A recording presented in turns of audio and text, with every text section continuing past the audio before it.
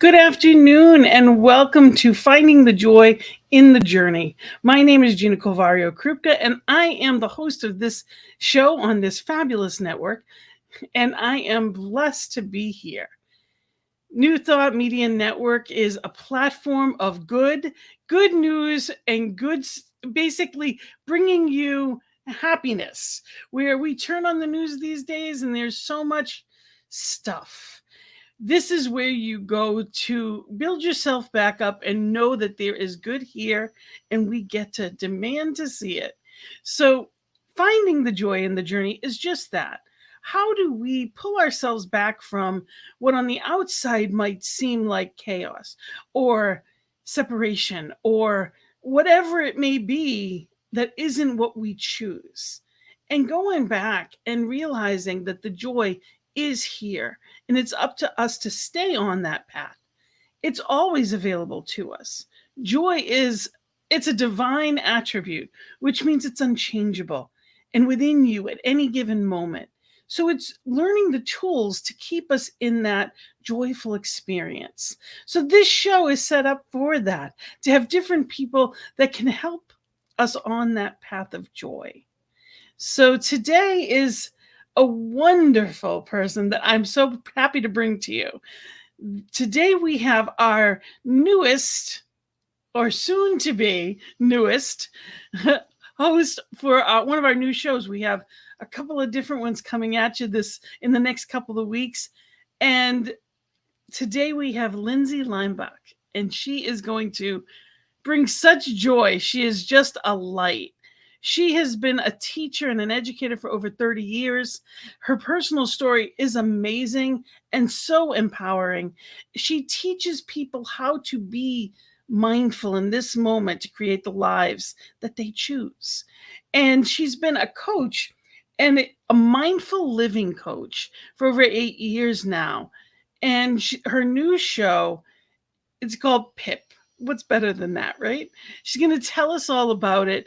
And I can't wait for us to explore all the good. There's so much that you're doing. Welcome. Welcome to Finding the Joy in the Journey. This is Buster. He's my joy. Hello there, Buster. Welcome. Hi, thank you for having me. I just want to say that I have a joy candle that I have in front of me all the time to remind me that exactly what you said, that joy is divine and it's always inside of me. And it's only when separation happens that I miss it. Yeah. But it's there. It's there all the time. Yes. It's our perception. And things often, and we have, things come up and there's moments that are not going to be our experience of. We have loss, we have grief, we have a lot going on in the country, a lot going on in the world, and they're all distractions from the truth. Because at the end of the day, if you are looking at a beautiful ocean and you're looking at this vast sky, you start to realize, wow, in the grand scheme of life, the circumstance will change, but beauty is still beauty. And I get a choice of what I experience and how I experience it. So I am excited for you to tell us. I have so many questions, but I usually start with, what brings you joy? In addition to Buster. Yeah.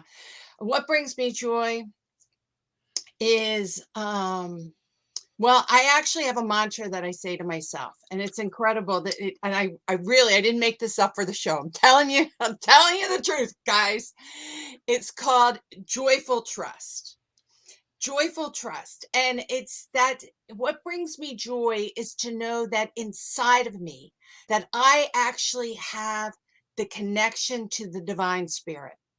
And it's exciting and it's joyful and it brings passion. So when things happen that I don't like, whatever it is, the news, COVID, my son calling me up at 10 o'clock at night, never a good thing. I have to go into the trust that there's a divine thing going on here. But I don't go in with just that something divine, something good is going to happen, something that's going to help me grow. I go with joyful. I bring the passion in that spirit. So when I wake up in the morning, I think, yes, today is today. And so it's really what brings me joy is that connection. I'm never alone, because that spirit, that joy that lights inside of me. And when I'm never alone, then other people attract to me. See, it's when you feel alone that people repel out, because what you think is happening will happen. And when I know I have joy inside of me, then I attract that. And it's really made such passion comes through. I told people that you had so much energy. They can feel right off the bat. I'm telling you, you just that starburst behind you it fits perfectly. Absolutely. You exude light, and I'm so grateful to have you today. So let's go to the PIP. What does PIP stand for? Let people know, why did you choose it? What does it mean? So tell me about the show. Definitely PIP, PIP. Practicing infinite possibilities. Okay, so it really is talking about what you see me as smiling and joyful and so forth. That is me, but it doesn't mean that I don't have problems. Okay, we all have outside environmental things that come to us. It could be COVID, it could be your children, it could be your neighbor, it could be the taxes, it could be the phone bill coming through, and you're like, no, not that, whatever it is.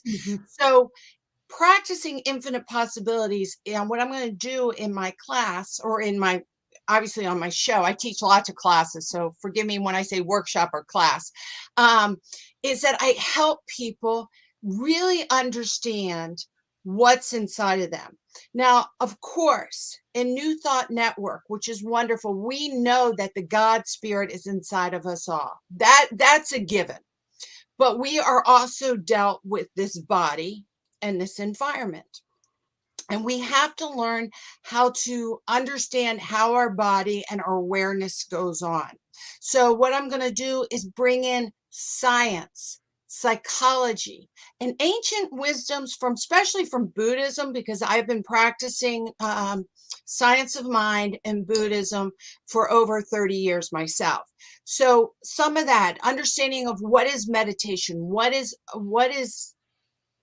how do you really hear God when someone's screaming in your ear?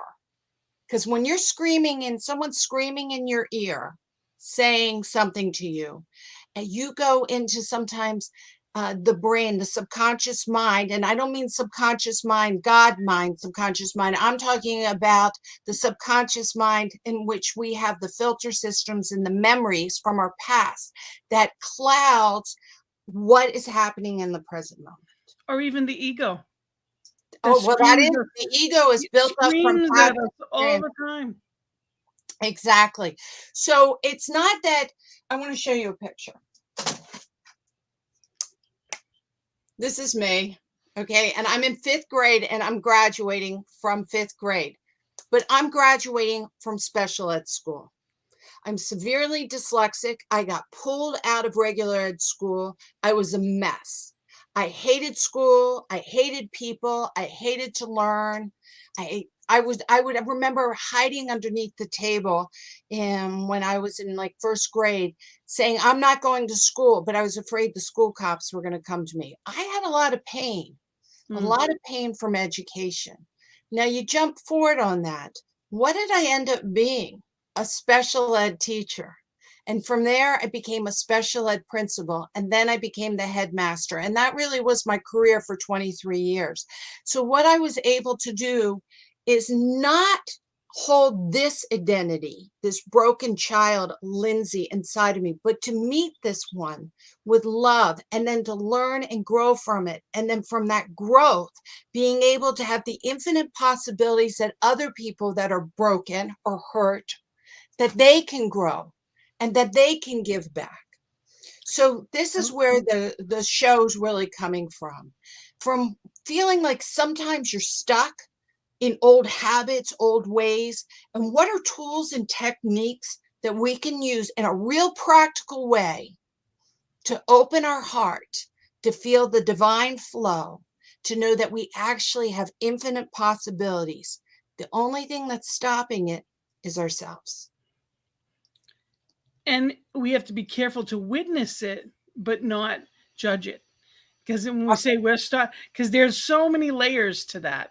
And one of the things that I love about your story is that, you know, often we teach what we need to learn the most. And it's a case of, you know, the broken or the perceived broken places are where the light comes in. And Yes. we have abilities because we're different. You know, it's not that there was anything wrong with the way that you learned. It was just different from the way other people learn. And that became one of your greatest opportunities because then you could help people that learned like you to learn in different ways. So it is our gift, not our burden. And sometimes we get an opportunity, and that's what they are. They're opportunities, not necessarily burdens, to say, okay, let's look at this from a different direction. And my personal belief is anything that I've been through, whether it's grief or loss, whether it's, you know, surviving cancer or whatever it may be, like, you know, going through whatever the circumstances that I wouldn't have wanted. The truth is, if I don't use it to help somebody else, it was for nothing. But if I get that's how I look at it. If I get an opportunity to share and make it easier for others, then we're doing a service not only to others but also ourselves. It validates that there was good there in different ways. And we get to look back at those as opportunities, not only that we grew and we're stronger, but you've now, I mean, you, as far as being the headmaster, you were able to an entire school worth of children that now know they're not broken. Right. They're just different. Well, that's really well said. And you've really said it. You hit the nail on the head. When I was the headmaster of the school, I want you to know, it was for kids that were challenged. So they were challenged because they had anxiety disorders. They might have been bipolar, schizophrenic. Some of them had oppositional defiant disorder. Some of them had issues with drugs, incest, all different things. Some of them were in foster care, group homes. Anyway, they got taken out of LAUSD to the LA Unified School Districts, and the people could not help them. And so they got written these things called IEPs, individual educational programs, and they got funded to come to my school. So in walks this child anywhere from third grade up to 12th grade, and you have your IEP until you're 22. So we had a lot of 17, 18, 19 years old kids because they fail a lot of classes, grades, so they stay in school. Anyway, and they sit in front of me, and the parents are like, there's no way that my child is going to talk to this lady, this at this new school. They're going to get up and go. And Gina, I want you to know what I did. Now, I didn't say this to them, but I looked right in them, and I looked past of who they thought they are to who I know who they are. I knew there was infinite possibilities, and that because of their struggle, whatever it may be, that actually if we can find the rainbow, the gold nugget, the learning, the resilience, and we bring forth acceptance and kindness, this kid is going to respond. And they would look at me, and all of a sudden you would see them in the room for the interview switch, and their parents' jaws would drop. Yes. And say, how did you get my son to talk to you? It's because I didn't talk to what you were saying, to the broken part. I talked to the infinite possibility, to the divine spirit, and they felt it. They felt respected. They felt accepted, and they felt hope. And they came to my school, and we had lots and lots of success of helping children actually, and this is where the word mindfulness comes in, being in the present moment without judgment. And that's what you said. You can't judge it. Cannot judge them as bad, broken, or wounded from the past.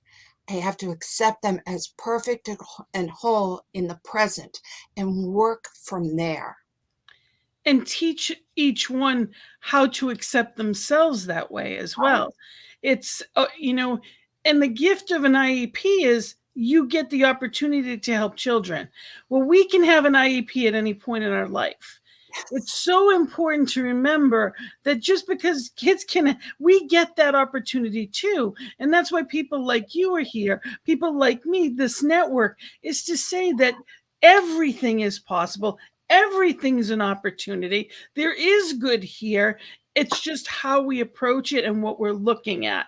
Because it's not about, well, you could learn up to 22 and that's it. We're learning. This is a teaching. That's what I love about Science of Mind. This is a teaching. This isn't a religion. It's not just, okay, you learn the basics and you're done. This is we take classes all of our lives. We That's take right. classes because that is how we go deeper. That is how we're experiencing where we are, who we are, and go deeper in life. That's how it gets better. Because if we're not moving forward, we're moving backward. Well, amen to that, sister. I'm signing up for that. Yeah, that is absolutely right. And that's why my show is called PIP, Practicing Infinite Possibilities, because I am always in a practice. It is very important that every morning that I register, I wake up, I go to gratitude. I wake up and I do a meditation practice. I wake up and I actually see Reverend Melissa, which is on New Thought Network. I Yes. love her. She comes on at 7:30 my time. I sign on in. I drink my cup of coffee and I continue my practice The morning because step. I am always unfolding. Like you said, I am always growing to the end, and there really is no end, because then it's just the transition to the next area. So I loved how you said that. And it really makes me tell you the story that when I retired from being the headmaster of the school in Los Angeles area, I looked at my husband. I said, "What do you think I should do now?" And he, from from his mouth to God's mouth to you, said the exact same thing. He said, "Lindsay, why do people have to be broken and have an IEP to learn what you teach, how you led that school? You led it with mindfulness. You led it with awareness. You led it with acceptance. Why don't you go and take it out into the public?" And I thought, okay, I'm hearing you, God. Here we go. So I wrote up this class on mindfulness, on how to accept yourself in the present moment, and tools and techniques on how to relax so you can hear your higher power, your highest good, or your inner self, and I took it into actually the YMCA. I had a friend who worked at the YMCA, brought it in there, and boom, it took off. It took off. It was so magnificent when you are following your passion, when you are saying yes to life, when you are saying joy, when you're doing what you're meant to be doing, there aren't these obstacles. Now, I worked hard. I woke up every day. I did a planning. I didn't make a lot of money in the beginning, but I continued on and I could feel the ball rolling. I could feel the passion growing in the community. I ended up doing so well that if you want to see one of my classes, anyone out there, put Lindsay Leimbach, JPL NASA. I ended up getting hired by NASA That's right. to talk That's 7 a great times. story. And so my first talk is is on YouTube, and they taped it. And they said when they do these talks, I want to talk about Gina. I had to walk my own walk. You go into NASA and they tell you you're going to speak. It's in a magnificent, huge auditorium. And the screen is 20 feet tall. It was like, it blows your mind. I was like so taken back. And I'm like, okay, relax, calm down. Well, the Don't be universe, intimidated. that's the universe for you. Yeah. And And it's abundance. And when we don't put limits on the how and we allow spirit to flow, magnificent things happen. yeah. And And if that, they're not happening, then we're putting somewhere along the way, either we're not quite where we're supposed to be yet, or we're holding it back in some way. So that's where you work with someone, especially a practitioner, and you can get the opportunity to clear out those, the seeming blockages. And we get the opportunity to grow in visioning. I love the visioning process, allowing ourselves to flow to where we're really meant to be. And when you're going in the right direction, because like you said, it feels good. There's joy in it. It's easy. It's a flow. It's effortless. It's not a fight. And it's so important to remember that, because when we're in the struggle, we're attracting more struggle. So that is a really good point, and I think you are right when you're in the flow, but it doesn't mean that there aren't challenges in the flow. Absolutely. So, and I can testify to that. This is an interesting story that happened, is that I too took series 100, 200, 300, and 400 in Science of Mind, but I chose not to go any further. I didn't become a minister or take my test like you. Amen, sister, for all that. Great job. I know we're going to have a big celebration in November for you. I know.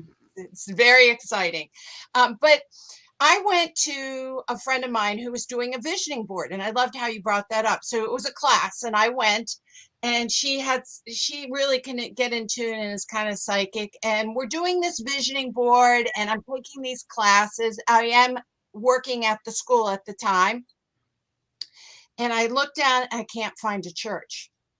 I looked at her and I said, Lisbeth, I can't find a church. I'm looking everywhere for a church. And she's like, Lindsay, what are you talking about? I go, well, I'm now in, 400 class. I don't remember which class I was in at the time, but which year I was in. But I said, I can't find this church. You got it.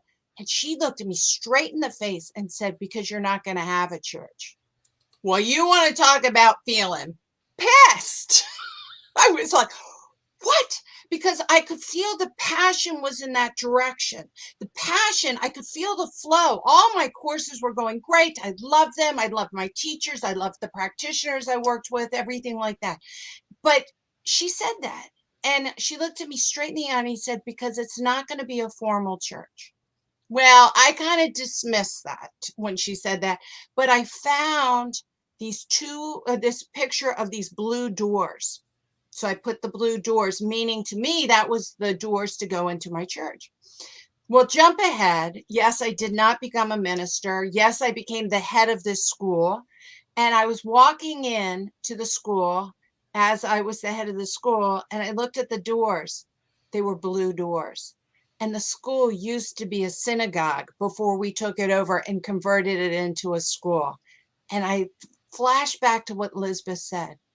Oh, see, my calling was not to be a minister. It was to take the teaching, take the truth, Gina, that you teach every day in this show, which is so magnificent and that everyone else does, but to take it out into the community and take it in the way I could take it. I don't say the word spirit or God. I was in a school, but I knew the truth. I lived the truth. I said, you can do it with kindness and love and respect and community. I used all those other characters, and everyone got what I was saying without saying those words. And that's true for JPL too. I taught mindfulness, how to get in touch with your inner self to reduce your stress, worry, anxiety. I was teaching Science of Mind, but that never came out in those definitions. It came out so businesses and scientists could handle it. Because what's so cool is science and psychology now are all really giving one testimonial after the next that what we know to be the truth is the truth. It's very true. We're in this place now that things are changing, and it's about showing up as love. What we bring into a conversation will be what we get out of the conversation. If we walk in expecting a confrontation, we're going to get it. But if we show up as love, people know that. It's about being authentically you. Be in that place. Don't try anything. Really be who you are and allow that to flow out lovingly. And it's amazing. We are alike. Even though we have different points of views, we are alike, and everyone wants to be heard, honored, and accepted. So if we walk into any circumstances in that place, allowing the Christ within me to meet the Christ within you, amazing things happen. Yes, And I yes. wanted to mention that we are live, and that today are, for those that are just hopping on or maybe watching it on a playback and just stepped in, we are live today on Finding the Joy in the Journey with Lindsay Leimbach. And she is one of our new hosts, and she starts our first day. Your first show is going to be on July 1st, and it is a Friday. So Fridays, and I loved it. She said, you can either have coffee with me or lunch. It's 9 a.m. on the Pacific time, and it is noon on my time on the East Coast where I am. We are all one, and it is all available, and there's amazing things coming up. And your show is actually going to be called PIP, Practicing Infinite Possibilities. So again, July 1st, there's so much new stuff coming on here. It's a wonderful family of hosts. So welcome aboard as far as that goes for New Thought Media Network. We are here spreading the good news, and it's so important that people know that. And I just want to put a shout out there that, we are part of being there. We are here because of people like you. And for those of you that have, already given or get monthly donors, I just want to say thank you, because you allow us to do what it is that we do. So again, thank you for that. And Lindsay, there's so many wonderful things that when we were chatting, I wanted you to, if you could, I'm a life coach and have been for over a decade, and honestly, probably all of my life. But you consider yourself to be a mindful living coach. And we were chatting about that. And I said, well, what's the difference? Because it is something that's one of those things that, what's the difference? So if you can share with people, people think of a life coach and, to me, wouldn't that be? But please. Well, I don't think it's a great difference. I'll say that. Actually, I don't think it's much at all. But I think of a life coach as being a huge umbrella. And so a mindfulness coach is under that umbrella. And what I specialize is more how to bring someone into the present moment, how to reduce worry and anxiety, how to have more behavioral cognitive techniques to change the thinking so you can get in tune. And because my background is also in education, I am, and with children for all these years, I used to be an educational therapist, plus all the other things I told you. I work a lot with kids. So kids that have school anxieties, anxieties is very rampant and high in our kids, especially after coming out of COVID, because they had so much isolation. They didn't get to practice their social skills that kids need to practice at their age. They don't know that they're resilient as adults. Hopefully we have been through trauma in our past or traumatic experiences and survived them. So we have some time to reflect, but kids don't. So I help a lot of children. Now, my youngest kid is 7, and I will say then I go all the way through myself. I've been divorced, remarried, and I'm happy with my second last invest, and have all these children of my own. So I do a lot of also parenting, because a lot of times parents are like, listen, I get that I need to be centered, but my child is flipping out, especially my adult children. And how do I process that? And how do I pull myself into the present moment to make the wisest choices and actually allow them to have their own story as well? So the mindfulness is about really bringing down worry and anxiety so you can tap into the characters that inside of you so they can share it. I don't want anyone to say, what would Lindsay do in this situation? because I teach a lot of tools and techniques on what to do. I want them to feel like they have their own toolbox so they can reach in and they can say, what would my higher power do in this situation? So I can calm down and make a right choice. And one of my last clients is actually, she was 89 and she's passed over now, but I helped her live in the present moment mindfully during her last year, so she could bring down her worry and anxiety and actually feel her divine God connection for her transition. So that's why I call myself mindfulness, because I really want people to understand that I do focus on letting go of the worried mind so you can open up to the flow to your highest and best choices. Because God gives you choices. We all know that, right, Gina? It's all about choice. What do I choose? Infinite possibilities. But if you don't realize you have a choice, then you get swayed by collective consciousness of your family, of your religion, of your neighborhood, or your government, whatever it is. And we want to realize that everything we have is a personal choice. I get to have a personal relationship with how I respond and what I think about this moment, and then this moment, and then this moment. We are powerful creators. Yes. And regardless of our consciousness at any given moment, we're creating. So Yeah. whether or not we're doing it intentionally or by default from fears, doubts, and insecurities, we are creating. So mindfulness allows us to be in that place of, okay, what do I consciously choose to create? And, you know, for me, my experience of, ADHD and ADD, which I didn't know till later in life, that was really what it was. But it was always that constant, the mind goes into the next thing, into the next thing.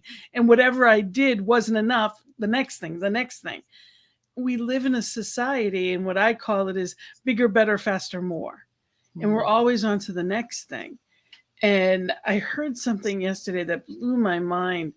They said that studies have shown that we see in 25 days, we see the equivalent of negative stories, pictures, impulses, all the stuff that's out there that we would have seen in a lifetime. So in 25 days, like years ago, 50, our parents, our grandparents, years ago, in a lifetime, didn't get the negative stuff that we see in an average person on social media sees in 25 days right now. And, it really does make sense when you think about all the click and then you click and then you click and you're looking at things like, Instagram, where things are 20 seconds or less. When you think about how many things are out there, if we don't filter them so that we know that we're on, I don't want to say the right pages, but there's a lot of negative stuff out there, and we get the choice of what we click on, what we read, what we pay attention to. But if we're not paying attention to it, it can give us that feeling of anxiety and unrest. Yeah, right. It's exactly true. I might not say these numbers for this study right, but I'm going to say them to the smaller numbers instead of exaggerate them. So there was a study where they gave people an article to read on a negative news. They saw the news in the morning, let's see, before 10 o'clock. Mm-hmm.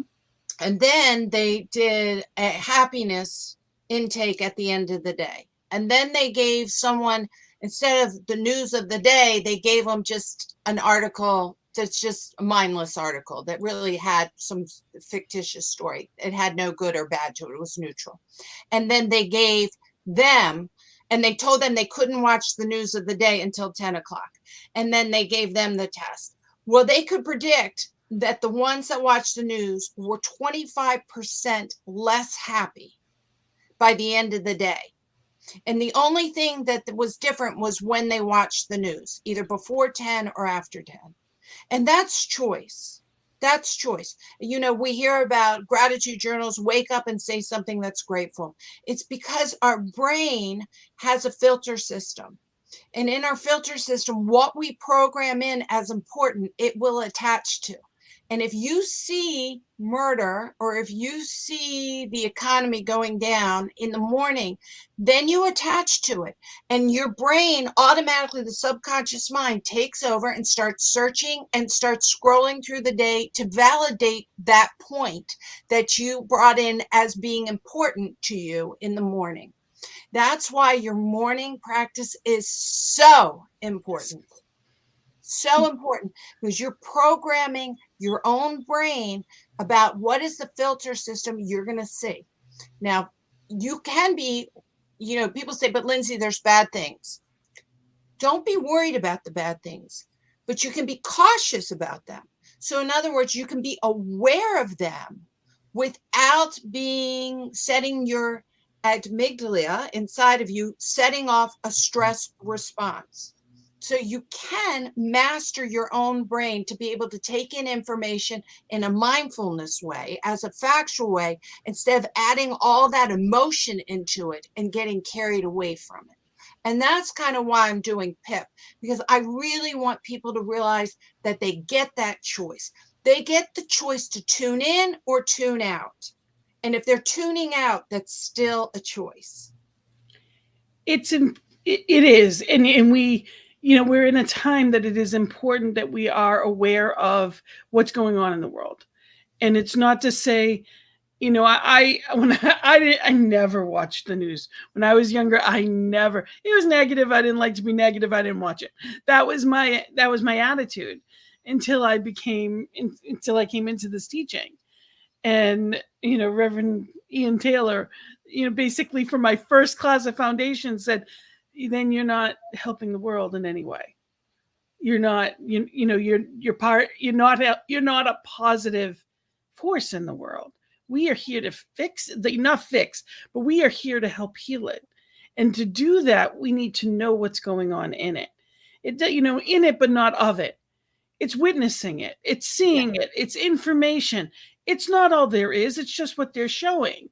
You know, it's, you know, unfortunately, the murder, you know, sex sells, that type of thing. It's the stuff that the outrageous stuff is what keeps people watching. Yes. And it's being mindful that there are billions of people in this world that are wonderful, that are loving, that are kind, and they're not advertised. So we get to advertise them. That's what we're doing right here. We're advertising the good on this network. We get the opportunity to highlight the positive opportunities, and people have a choice. Now, it doesn't mean that we only look at the good. You know, I still watch the news, and sometimes too much. But at the same time, it's important for me to know what's going on in Ukraine, because there's only one. And if someone is hurting, then that's part of the one. And I can get lost in it if I'm in anger, if I'm in resentment, if I'm in frustration. I'm not helping anyone. So it's not don't fall in. That's how I look at it. Don't fall in. You know, when we don't have the feeling of being able to be empowered, then we need to take ourselves out of it. And like you said, have tools to be able to bring ourselves up again. Okay, I love what you said. If someone in Ukraine is hurting, or let's say you drive by and someone is in a car accident, right? And you witness, you don't have control of getting out and helping that person. Let's say they're being helped already, you know, or what's happening in Ukraine, but you do have control of how you react. That is where our control is. That is what God has given us, is the ability to reach inside ourselves. So how do we do that? Now, let me tell you what I do. And let's just go straight to the mass murder. You know, there's mass shootings. So I hear there's a mass shooting. I hear 19 people have been killed. Then I turn it off. I cannot change that. I can be aware of it. And then I sit there and I have a prayer. right then and there. And if I'm driving, I just do it with my eyes open. If I'm somewhere where I can actually sit down, and I send blessings to every single person, including the shooter, including the families, including the first responders, including our society, because every single one of them is part of the whole. And everyone, even the one who did the atrocity, is part of the whole, and they need a blessing, even though if they're dead or not dead, it doesn't matter. We need to heal. And I love what your minister said, your teacher said, because we are part of the solution. We're part of the collective consciousness. So when I'm in a car, okay, and we're in a traffic jam and I know something's going on, well, yeah, I get irritated. I'm like, man, I want to like get going. I'm late for lunch or late for my appointment or whatever it is. But I say, wait, that's my human response of being independent, of my ego. This is happening to me. This isn't happening to me. I'm participating in something that's happening through us all. So then I sit there and I send a blessing to whatever's causing the problems, to the first responders, to all the people who are about to get a phone call that they do not want to get, and then all the other people that are in the traffic jam with me. Because I know we're all in it together, and I do have the power to send love. I have that. That's our superpower. We're all born with that. That's our superpower. As humans, we have the opportunity to send that light, that love. We can be that change we wish to see in the world. And it's all practices. That's one of the things I love that you say, is that you teach practices. It's about being practical and empowered. And I just wanted to say, we have, Wayne has made a couple of comments that I just wanted to, one of the ones he said is, top up your cool with new thought. I love that. Absolutely. And, another one that he had said is, we work collectively. Yes. And it really is. We are here to help bring each other into a different space, into that a higher way of living. We get that opportunity. And let me tell you, by doing that prayer, doing that 5-second prayer or 10-minute prayer, whatever you're doing, especially when you hear that there's been a mass shooting, it's outrageous. You get upset. Your amygdala goes off. It's human nature that you're upset by that. And you have to bring yourself back to a calm place. Bring you back to yourself to love. You don't have to like what happened, but you freaking out and having a stress reaction while you're driving your car and not thinking clearly doesn't help anyone. It doesn't help them. It doesn't help collective consciousness, and it doesn't help you. So you get to use a tool. Like I said, I send blessings. So I feel at least I'm saying to myself, I'm doing what I can do in this moment, what I have control of, and that's sending the love. And that is so important. And it's important that we don't become numb. Feel however we need to feel. There is no wrong feeling. It's important that we honor our feelings. For a long time, I just denied them. I pretended I was raised to just get through things. You didn't think about how you felt with it. You just did it. You didn't think if you could, would, should. You just did it. And now I'm realizing the toll that took. So I encourage people to be where they are, feel where you are, even if it's not what you choose, and identify it and say, okay, now what? We don't have to stay in it. That's the trick. Is having people that we love, that, when I'm really not in a great place, I call people. I let it out. Yes. And, and the uglier the emotion, the more important it is. If you're feeling guilt, if you're feeling shame, if you're whatever it is, it's so important that we have people in our lives. And the gift of this teaching is we have communities. Yes. I am so grateful for the communities that we create. And I want to just encourage people. On Sundays on this network, we have Sunday service from, I don't know if it's 5 or 6 different centers. Reach out, become a part of. If you don't have any centers that are around you, realize the Centers for Spiritual Living is everywhere. We have Yes. teaching chapters, we have all kinds of things, study groups, but we also have online virtual centers. Become a part, reach out, listen, whichever one identifies with you, because every voice is different. Find something and create, and become part of a community so that you have that like minded individual that you can.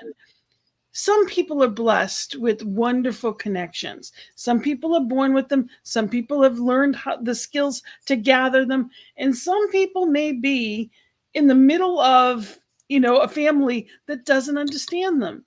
So find your tribe. Don't Yeah. wait for them to find you. Find your tribe.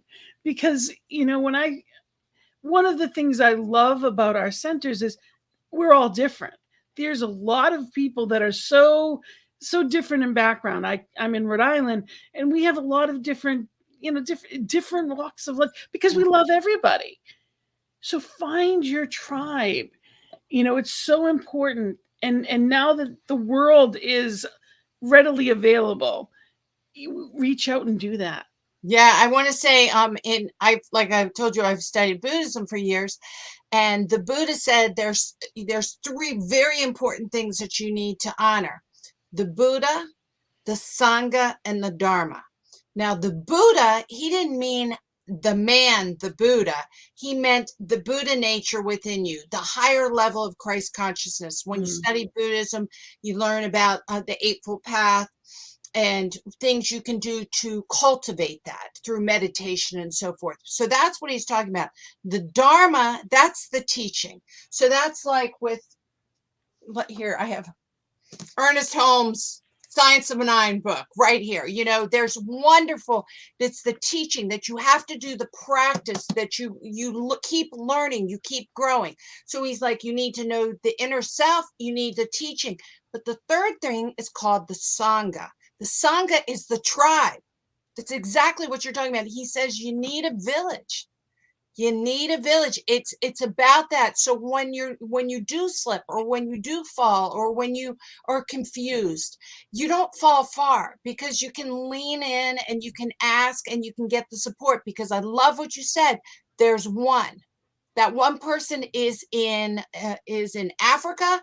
That one person is in South America. That one person is in your neighborhood. We're all from the same one. So when you get the tribe or the Sangha together, the powerful of the one is exponential.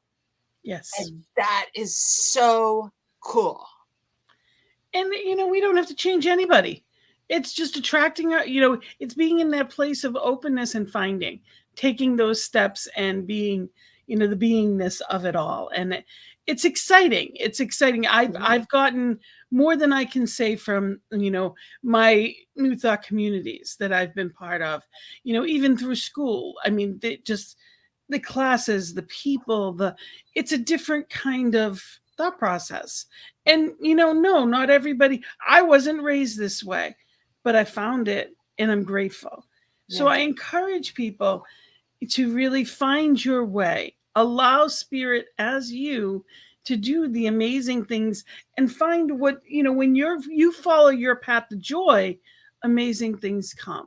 Yes. Amazing things open opportunities, and it's just being open to all of those good things. So I just want to make sure people know that you can have it whether it's around you or not. Yeah, especially like you said, because there's the yin and yang of social media. The duality of being a human being exists. It's an illusion, but it has the duality.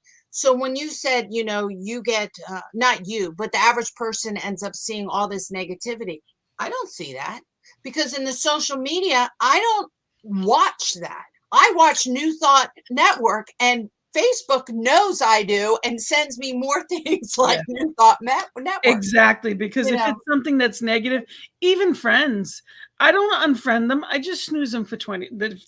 You can snooze people for like 20 days or something like that. Yeah, exactly. And I don't need to be in a place of againstness for anything. I'm not against anything. Exactly. I'm for all good. I want to say that if anyone's out there and they would like to be my friend on Facebook, I would love to be your friend. And I also have a private group, a private Sangha called Lighthouse Sangha. And it's really based on kindness. So if you want to be part of that, people post things about kindness and we share things. And it's also where I share a lot about what upcoming Zoom courses I'm teaching. Yeah, there's my email. Contact me and my phone number. I'm a great texter. Feel free to text me because I do have a great group of women and men that are all over the United States and also in Europe. And I teach classes on Zoom. And the next class I'm going to be teaching is off a book called Neurodharma. And it's by Rick Hansen, who I love. He's a neuropsychologist out of Berkeley, and he has a website, The Greater Good. And his background is Buddhism and psychology and science. So he wrote this book. It said, The New Science, Ancient Wisdom, and the 7 Practices to the Highest Happiness. And I love to take a book and use the book as the premise of my class, but then we bring our own self to the class and all the other wisdoms we know. So this class will be starting in August. And if anyone wants to take my Zoom class, get in touch with me. That would be great, because I believe, like you, there's a Sangha, and that's what I'm going to say is social media has the duality. It has the good, it has the bad. But like you just said, you can hit your services right here on New Thought Network. Yep. You can make your Sangha here through classes, through courses, through people, through friends. You get to choose. The power is inside of you. Me. Yep. Responsibility is in me. I want to encourage people to go to your website. You have some fun stuff on there. I was looking around, and you have guided meditations. You have a 60-second meditation that I really liked, to just, if there's something going on that you want to let go of. And you even have a loving kindness one for children.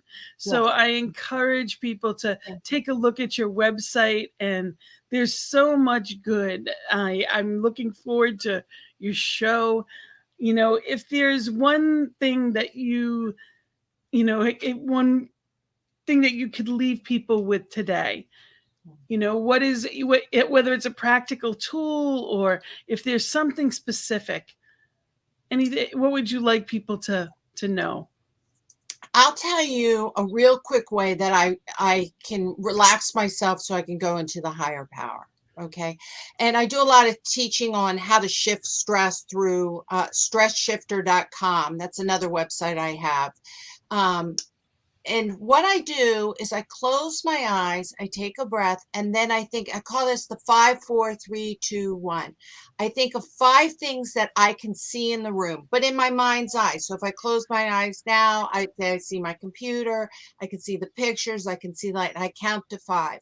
Then I say to myself, what are 4 things I can hear? So I'm using my ear hearing now, and I listen for 4 things.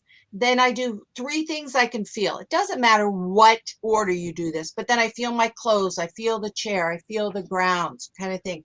Then I think of 2 things I'm grateful for. So then I'm bringing in positiveness. And when you start thinking about being what you're grateful for, you're releasing dopamine, which actually gives you the feeling of feeling good. So the first 3 are settling you down, getting you away from that worried mind for whatever's bothering you. It's allowing you to focus into the present moment.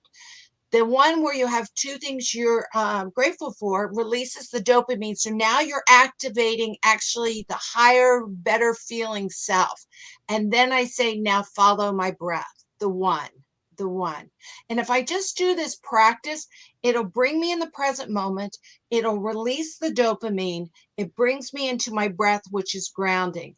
And from there, then I know I can make a better centered choice. So it's a quick tool. It's just a quick 2. 5, 4, 3, 2, 1. 5 things.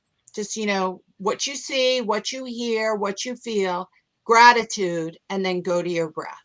And it really helps. And kids can do it right before they start taking a test or a job interview. It just starts centering yourself.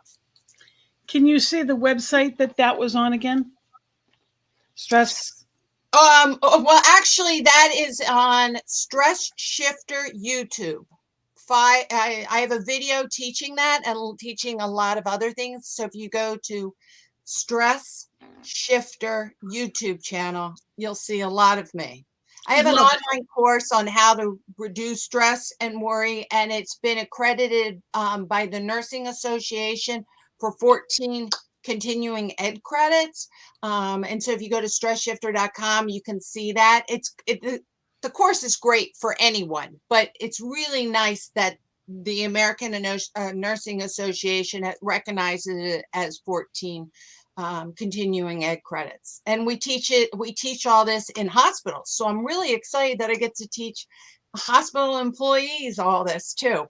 You said you're doing wellness programs, which is wonderful. Yeah. They definitely could use it, especially after the past few years we've had. So, we try to give back where we can. Absolutely. Yeah. So thank you for all you're bringing to New Thought Media Network. I'm excited for your show. Again, it is July 1st, which is a Friday mornings. You're going to be here every week on Friday mornings, and it's a half-hour show, right? 9 to 9:30, and that's Pacific time. So if you're on the West Coast, if you're in the East Coast, it's lunchtime, it's noontime on the East Coast. And I'm so grateful that you were here today. And definitely we have to get back again. We'll definitely talk again and have you come on here and we'll, and again, I love the title, PIP, Practicing Infinite Possibilities. And remember that the website is centeredmoment.com. And this is your contact info. And I just want people to remember that we get choices. And joy is always a choice. We get the opportunity to be in gratitude. We get the opportunity to look at something in a different way. Everything's an opportunity, whether it feels like it or not in the moment.